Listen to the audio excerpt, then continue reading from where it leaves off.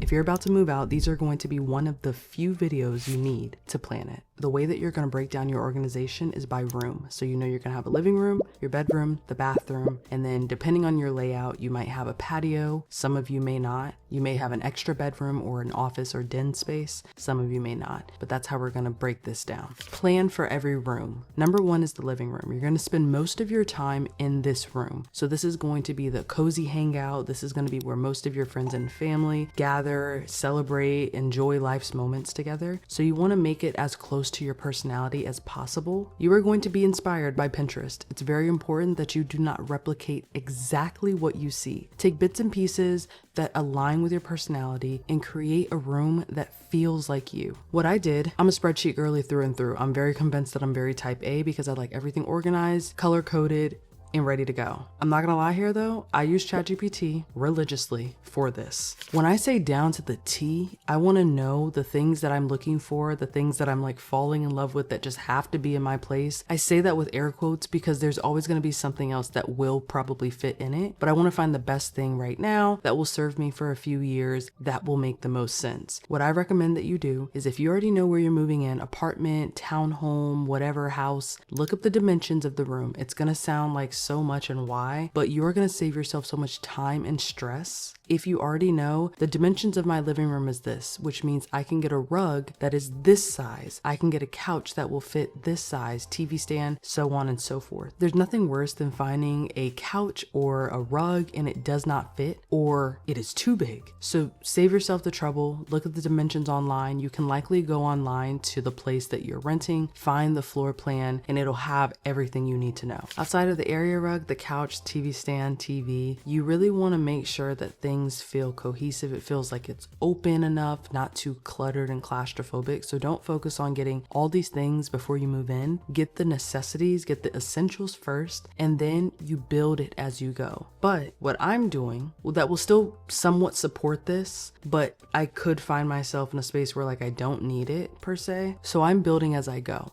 So what that means is that for the next 3 months, I am gathering up things that will be in my new place. This just reinforces, honestly, great spending habits. It reinforces that excitement of the next new chapter.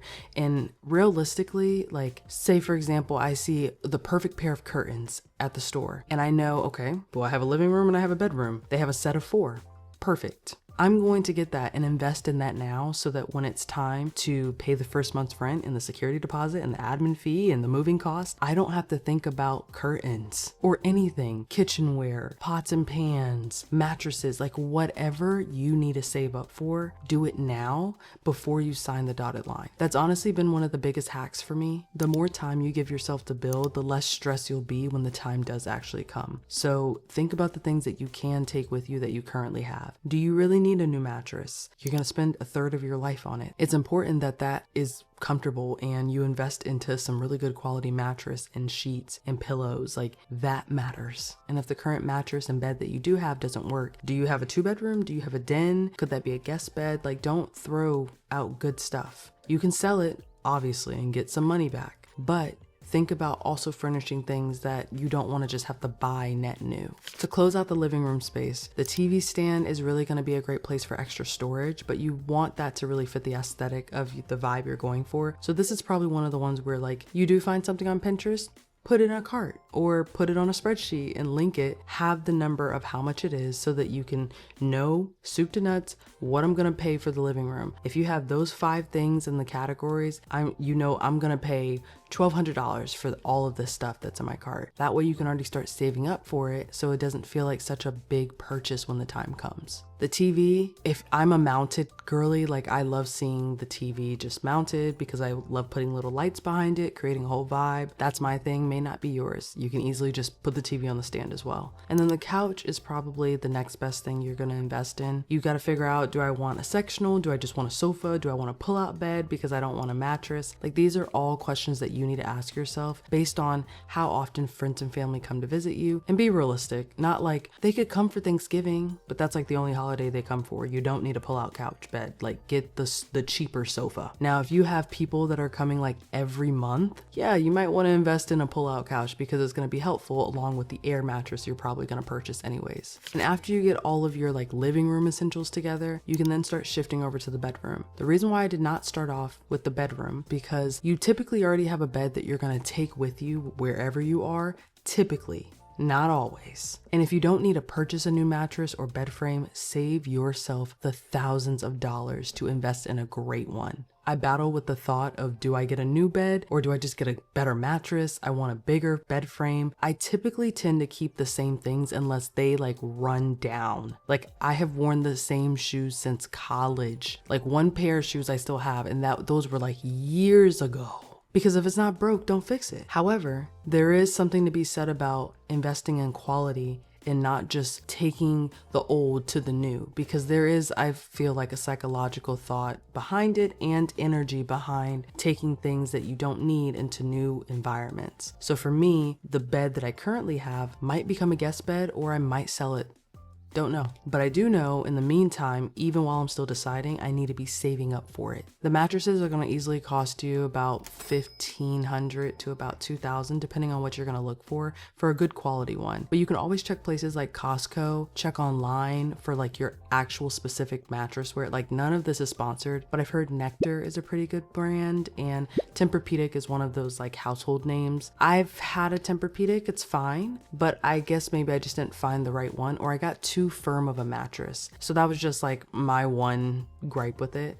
But they're all great. Just find what works for you. And the best time to really look for stuff is during sales. So at the time of me filming this video, Memorial Day is on the way. Every brand under the sun is having some kind of 40%, 50% off. Like, woo, go. Take advantage of it. You know, you might be able to put something in storage just for a short while. Or if you have an extra room, or the current room that you're in right now that you don't mind being a little cluttered, depending on how long it takes you to move out, you can do that for now. Mattresses and couches, I recommend the big things to be like the day of or the day before you're about to move out, just because it makes the most sense in terms of space. You still want to feel clear-minded as you're moving. But after you figure out your mattress, your sheets, your pillows, you know, you can decide if you want another area rug in your bedroom. I always think it looks like a very clean option to have that, but it doesn't matter if you want it or not. I personally love having 2 nightstands. I don't even own one right now, but I love the look of it. So that's definitely coming with me to my next place. No big light ever.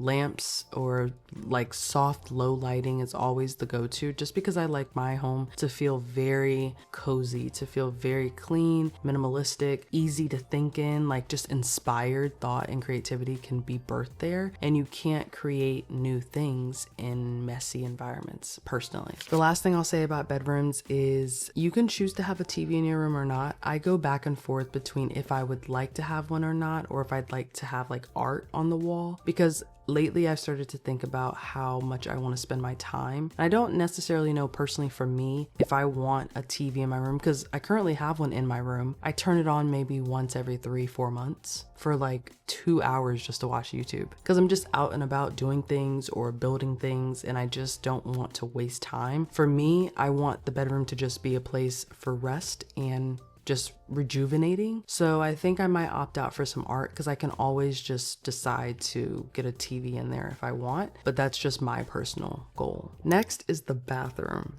This is honestly my favorite room because I'm just a girl, first of all. We're just girls, you know? And it's just really exciting to just think about like just having self-care nights and just like little bubble baths. It's just all the things. So this is probably my longest list on the spreadsheet, I know. But there are just so many things. Like, I'm so excited to elevate the shower, so excited to buy my little plants, and like, anyways. For you, this is a good time to start thinking about uniformity. So what that looks like for me is, you know, matching hand soap and shampoo and conditioner plates. If it's a walk-in shower, girlies, you're gonna need to shave your legs at some point. So maybe get like a waterproof wooden stool. I think those are really cute. Some showers come in with a built-in seat. Love those. It was a requirement for every place ever, but some places don't have that, so you might just have to invest in it. I highly recommend getting a waterproof lamp. changes the game, because as you wake up, your body is just like getting readjusted. So what that needs to look like is like letting the natural cycle of yourself like waking up. Like you don't want to go from like sleep to like, oh my gosh, I'm up, I'm awake. So just invest in maybe like a little waterproof lamp and shower with that, and just see how much calmer you might feel. It might do something for you, it might not. Best ways to elevate your space is to always make things higher than they are. So in your living room, you might have low blinds, but the higher you put the rod and the higher you put the curtains, it makes the room feel much bigger. That's a trick that most hotels use to make the room feel bigger. So you can just do the same thing in your home. So I'll do also the same thing in my bathroom with the curtains, is maybe raising the bar up much higher and just getting longer curtains and a waterproof, whatever those little plastic things are called. And then the sink, you want to have really good organization. It's so easy to let your sink get messy. If you can, invest into some hooks that you can put on the inside of the doors, like hooking your blow dryer. If you know you blow dry your hair every day, that's also a really helpful tip. Having cute little clear containers that are labeled like cotton swabs or ear swabs, anything that you use on the regular, it's just going to make your space feel just so much more elevated. I highly recommend investing as much time in your bathroom as you would, maybe I would say, your living room and kitchen. But people have different personalities. Most of you might do takeout 9 times out of 10. I'm a cook. I love to chef it up. So I know what's also really important for me. It could be important for you too, but I love trying to live a non-toxic, as organic as possible lifestyle as I can. Knowing that we can't get rid of everything, but we can darn well do our best to try. So what that might look like is investing in lighting that supports your circadian rhythm. And if you're not familiar with what your circadian rhythm is, this is when your body is kind of in a state flow of like recharging. There's also certain hours for your circadian rhythm. So it's almost like if you grew up in the, the late 90s, early 2000s, when the street light came on, you knew it was time to start winding down for bed. So investing in lighting that represents that same feeling can be really helpful to not shocking your system, is basically the goal. So maybe instead of like the daylight bright lights, the white lights, you can do like, this is not sponsored at all, but there is a brand called the Healthy Home Swap, I believe. And they have like little light bulbs that you can just swap out that come in your apartment. And then they have 3 different settings where you can use the orange for like deep red light therapy kind of vibes. Then you have more of your tungsten, which is the later evening, early 2000s feeling. And then you have your daylight brights when it's just the middle of the day and you're just like, my body's up, this is what I'm gonna be experiencing. I think that's really helpful for your mind, for your body to really get adjusted to that. But that's my personal, like if I had to drop in a non-toxic organic product, it would definitely be that for the bathroom. Next is your patio. I'm gonna spend probably the shortest amount of time on this because some of you may or may not. If you don't even have a patio, feel free to skip to the next point. But if you do, this is a time where like you can get some fresh air, or maybe, just maybe, like your girl, you're a grill master. I love a nice little Blackstone grill. Also not sponsored, but it could be if Blackstone is watching this by some miraculous chance. I love making pancakes and eggs and turkey bacon on the grill. I love making hibachi on the grill. So like if you can find like a little mini setup, depending on how big or small your place is, that would be a great area for that, with like 2 cute little chairs and like a mini table. Or maybe you're a hammock person. Find ways to have that be your relaxation setup place. Or maybe you have a small dog. You can easily find some fake grass online and get some little privacy screens and keep them safe, just so that they can be out there and get some fresh air when you can't go all the way downstairs. But make it you. Next is your den or office space or second bedroom. So most people that I have seen watch the videos that I've made in the past. If you're not familiar, this moving video and this moving video, feel free to watch them if you're looking on how to budget specifically for it, or just other things you may not have been taught before you move out. Most of you are looking at 1 bedrooms, or you're just now moving out for the first time. This point is more for people who do want a 2-bedroom or will be having a 2-bedroom apartment or a house or a condo that has multiple rooms. Think about how you use that extra space. And more importantly, think about how you write it off. If you create content, if you do any kind of work from there because you work from home, figure out the square footage of that extra bedroom and you can write it off on your taxes if you didn't know about that. Just food for thought. Using that extra room is going to be really helpful for you. For me, that extra room would obviously be something like this, how I'm using it right now, this office space. It just allows me to separate my professional from my personal and just have the rest of my place to feel just like my home, not my work area. Some of you have like an in-home gym because maybe your places don't have one, or you prefer to work out by yourself. So maybe you invested in a treadmill or an elliptical or whatever, and you have like mini weights. Make that your space. But make sure that it's something that you know can separate you from your personal relaxation to like a productivity type of activity. I almost completely forgot to talk about my favorite room ever, the kitchen.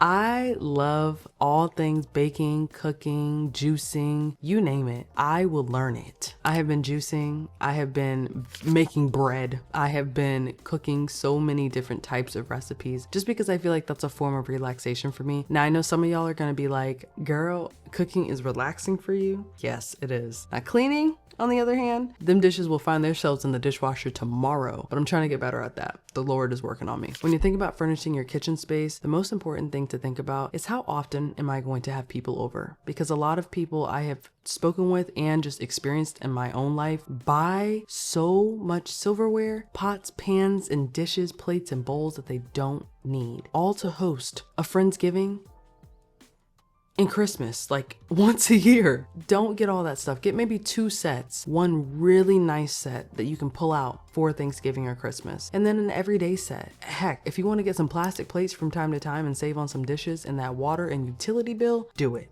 But do not invest in all these cups and mugs. Like, get 2 sets of really cute things, some mugs, some cups, call it a day. Same with the silverware. Enough that like a family of 4 could eat, plus maybe 2 guests that they brought. 6 people typically at a dinner table is the way that I like to think about it, because like after that, it's a party.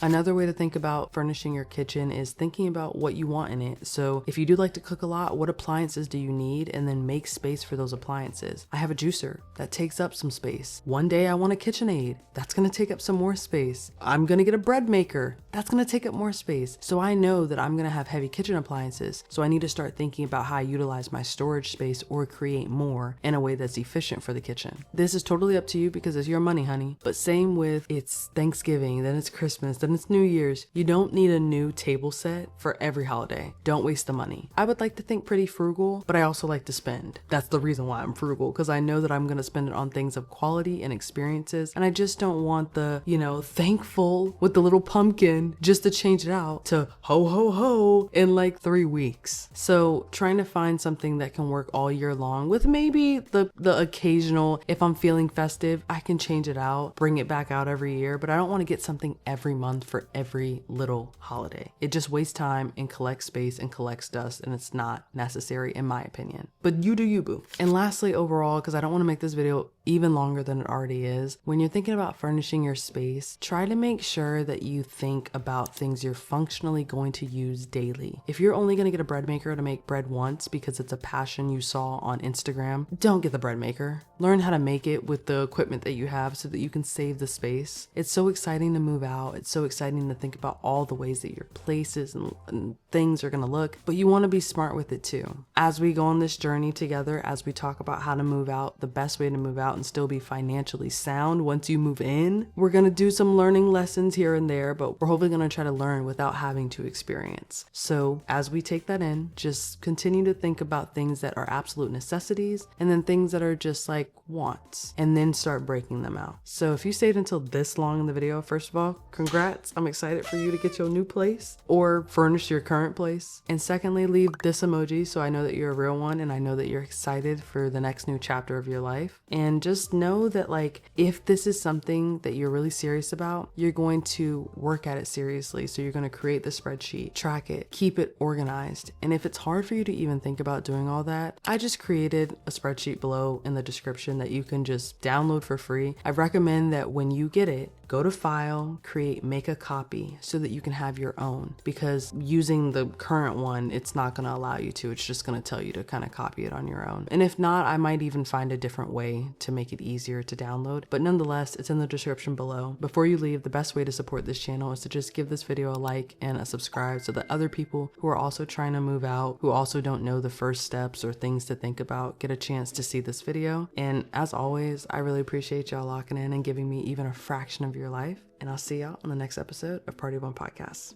Peace.